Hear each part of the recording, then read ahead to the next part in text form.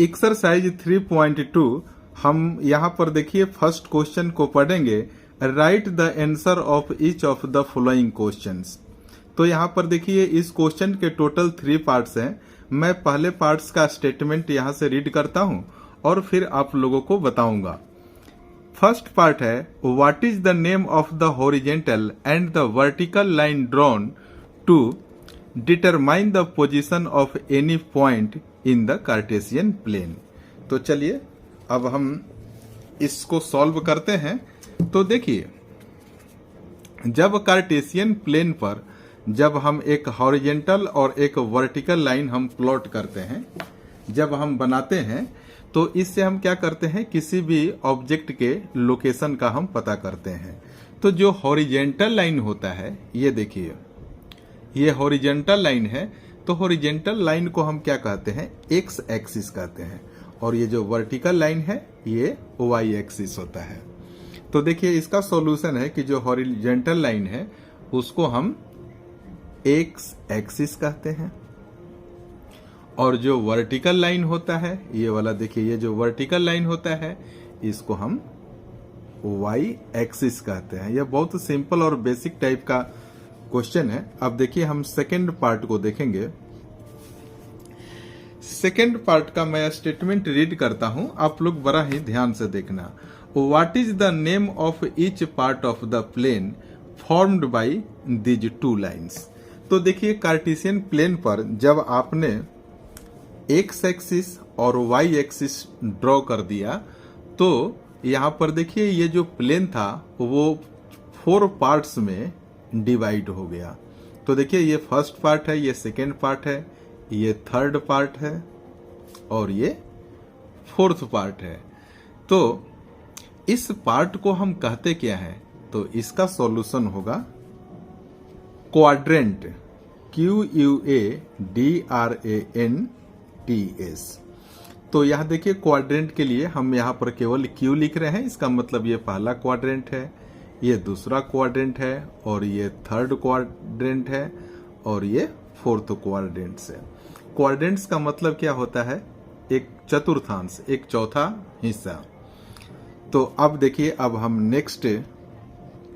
Next part के statement को मैं रीड करने जा रहा हूं कि write the name of the point where these two lines intersect.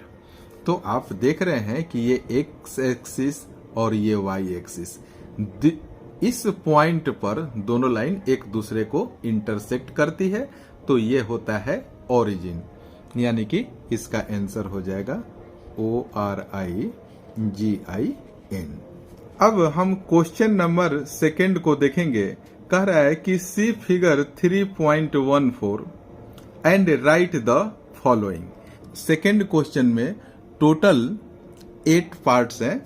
तो फर्स्ट पार्ट को मैं यहां से पढ़ रहा हूं, द कोऑर्डिनेट ऑफ बी। तो यहां पर आप देख रहे हैं ये पिक्चर 3.14 है, और इस पर आप देखिए ये एक्स एक्सिस है, और ये जो आप लाइन देख रहे हैं ना, ये वाई एक्सिस है, और देखिए ये ओरिजिन है।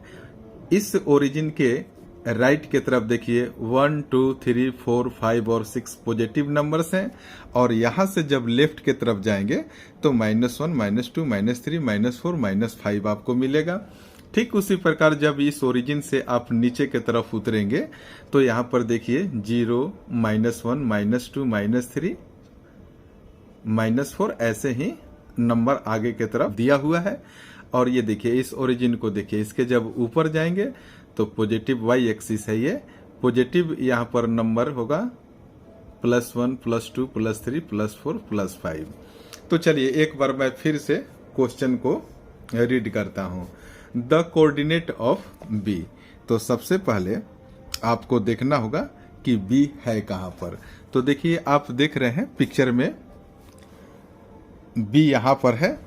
तो आप देखिए इस बी पॉइंट से आप एक्स एक्सिस पर आइए, क्योंकि सबसे पहले हम एक्स एक्सिस के हम जो कोऑर्डिनेट होते हैं उसको हम लिखते हैं, और यहां से देखिए वाई एक्सिस पर आइए। तो एक्स एक्सिस पर आपको -5 और सबसे पहले आप लिख दीजिए -5 और वाई एक्सिस पर देखिए ये 2 है, तो इसका कोऑर्डिनेट हो गया -5 2। ये देखिए फर्स्ट पार्ट का सॉल्यूशन है। अब मैं सेकंड क्वेश्चन के स्टेटमेंट को रीड करता हूं और आप पिक्चर पर बने रहेंगे, क्योंकि सॉल्यूशन यहीं से हमें फाइंड करना है। कह रहा है कि द कोऑर्डिनेट ऑफ सी। तो सबसे पहले हम पिक्चर में देखेंगे कि सी पॉइंट कहां पर है। आप देख सकते हैं कि सी पॉइंट यहां पर है। तो सबसे पहले हम एक्स एक्सिस के तरफ बढ़ते हैं। आप देखिए यहां से जब एक्स एक्सिस के तरफ बढ़ेंगे तो यहां पर आपको मिलेगा 5। तो सबसे पहले आपको 5 को ही लिख देना है।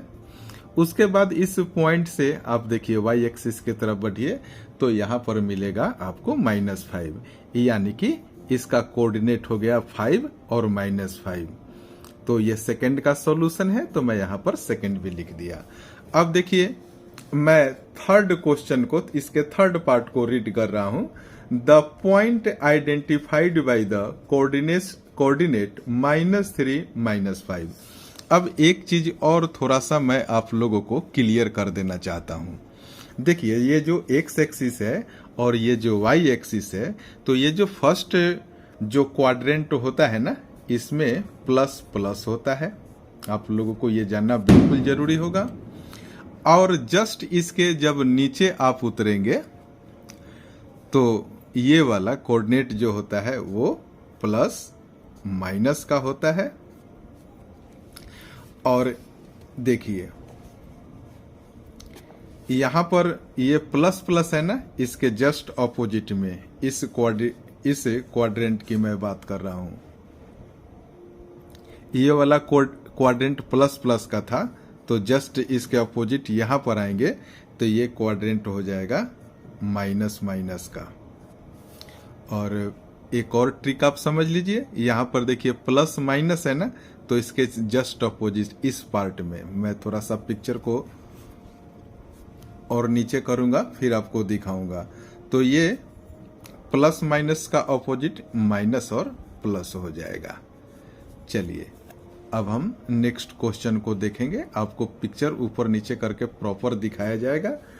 तो अब थर्ड पार्ट को हम पढ़ेंगे। The point identified by the coordinate -3 -5, यानी कि -3 और -5 मैं यहां पर साइड में लिख रहा हूं। देखिए -3 एंड -5 है, तो थोड़ा सा और नीचे मैं कर दूं। ये दोनों निगेटिव वैल्यू है। तो मैंने आपको अभी बताया था कि ये वाला जो क्वाड्रेंट होता है वो दोनों माइनस माइनस वाला ही होता है। तो आप देखिए यहाँ पर -3 देखिए कहाँ पर है, एक्स एक्सिस पर। पहला वाला एक्स एक्सिस होता है, तो -3 को हम एक्स एक्सिस पर देखेंगे और -5 को इस वाई एक्सिस पर देखेंगे, क्योंकि ये माइनस माइनस का पार्ट होता है। तो -3 और ये -5 हम इस पार्ट पर पहुंचते हैं। तो इसका सॉल्यूशन क्या हो जाएगा? इसका सॉल्यूशन हो जाएगा ई। थर्ड पार्ट में यहां लिख दे रहा हूं, आप केवल लिख दीजिए पॉइंट ई।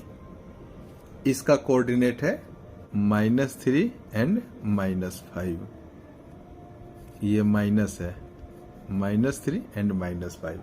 इसके फोर्थ स्टेटमेंट को मैं रीड कर रहा हूं। The point identified by the coordinate 2, -4। Question आप देखिए, ये पहला वाला x है और दूसरे वाला y है। तो यहाँ पर देखिए ये 2 प्लस में है और y माइनस में है। तो हम प्लस और माइनस वाले क्वाड्रेंट में जाएंगे और x एक्सिस पर 2 और y एक्सिस पर -4 को हम ढूंढेंगे। तो जैसा कि मैं बता दूं कि ये वाला क्वाड्रेंट प्लस माइनस का है, तो सबसे पहले आप x एक्सिस पर 2 को ढूंढिए। तो देखिए ये वाला 2 है और y एक्सिस पर हम -4 को ढूंढेंगे। तो ये देखिए ये पॉइंट G है। तो यही हमारा आंसर होगा। तो मैं लिख दूं क्वेश्चन 4 है, तो ये हो जाएगा पॉइंट जी, या पॉइंट जी इसका सॉल्यूशन होगा। क्वेश्चन 5 में कह रहा है कि the abscissa of the point D. तो पॉइंट डी का आप सबसे पहले कोऑर्डिनेट लिखिए, फिर मैं बताऊंगा कि सॉल्यूशन क्या होगा। तो इस पॉइंट से आप एक्स एक्सिस पर आइए, तो 6 मिल रहा है, तो सबसे पहले आप यहाँ पर 6 लिख दीजिए, एक कॉमा लगा दीजिए। और इस डी पॉइंट से आप वाई एक्सिस की तरफ पहुंचे, यानी कि हमें कोऑर्डिनेट को लिखना है, तो यहाँ पर 2 मिल रहा है, तो हमने यहाँ पर 2 लिख दिया। तो अब देखिए क्वेश्चन 5 कह रहा है कि abscissa of the point D. तो पॉइंट डी का जो एक्स कोऑर्डिनेट होता है, ये वाला एक्स कोऑर्डिनेट होता है, यही क्या होता है, एब्सिसा होता है। तो the abscissa of the D is क्या है, 6 है। तो आप यहाँ पर 6 आंसर लिख दीजिए, इसका एब्सिसा 6 हो गया। चलिए अब हम 6th पार्ट को देखेंगे, the coordinate of point H. अब सबसे पहले आप एच कोऑर्डिनेट को ढूंढिए। तो थोड़ा सा पिक्चर को मैं ऊपर करूंगा, फिर आपको एच पॉइंट देखिए हमें यहां पर मिल गया। तो कह रहा है कि the ordinate of the point H. तो देखिए एच पॉइंट है ना, सबसे पहले आप देखिए एक्स एक्सिस पर आप इस पॉइंट से एक्स एक्सिस के तरफ पहुंचे, तो यहां पर मिला -5। तो मैं यहां पर लिख दे रहा हूं इसके कोऑर्डिनेट को -5। और h से जब आप y एक्सिस के तरफ बढ़ेंगे, तो यहां पर मिलेगा आपको -3। तो हमने यहां पर लिख दिया -3।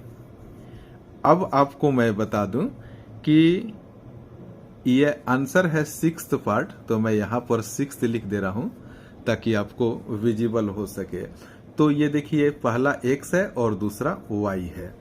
तो जो कोऑर्डिनेट का जो y वाला पार्ट होता है ना, वही ऑर्डिनेट कहलाता है, यानी कि इसका ऑर्डिनेट क्या हो जाएगा, -3। अब हम 7th पार्ट को देखेंगे। आप यहां पर देखिए 7th पार्ट कह रहा है the coordinate of point L. तो हम सबसे पहले एल पॉइंट को ढूंढेंगे और एल पॉइंट का कोऑर्डिनेट क्या होगा उसको हम पता लगाएंगे। तो यहां तक देखिए ये जो एल पॉइंट है वो y एक्सिस पर है। y एक्सिस पर कोई भी पॉइंट होता है ना, उसके x का वैल्यू 0 होता है। तो सबसे पहले तो हम x पर उसका वैल्यू क्या होगा, 0 होगा, और y पर वैल्यू क्या है, 5 है। तो हम यहां पर देखिए सबसे पहले x को लिखते हैं और फिर y को लिखते हैं। तो इस तरीके से 0,5 इस l पॉइंट का कोऑर्डिनेट हो गया। अब हम देखते हैं लास्ट पार्ट है, कह रहा है कि the coordinate of the point m। अब हम m पॉइंट को ढूंढेंगे कि m पॉइंट है कहां पर, और यह m पॉइंट हमें इस जगह पर मिला।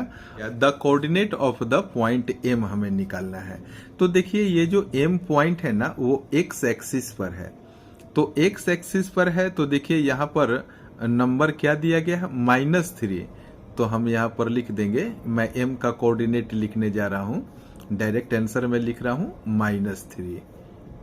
x एक्सिस पर है ना, तो x एक्सिस पर है, तो इसका y का जो वैल्यू होगा वो 0 होगा, यानी कि हम यहाँ 0 लिख देंगे। इस तरीके से m जो है इसका कोऑर्डिनेट क्या हो गया, -3,0। इस तरीके से हमने इसके टोटल क्वेश्चन का हमने आंसर यहाँ पर लिख दिया है। Thank you so much for watching this video.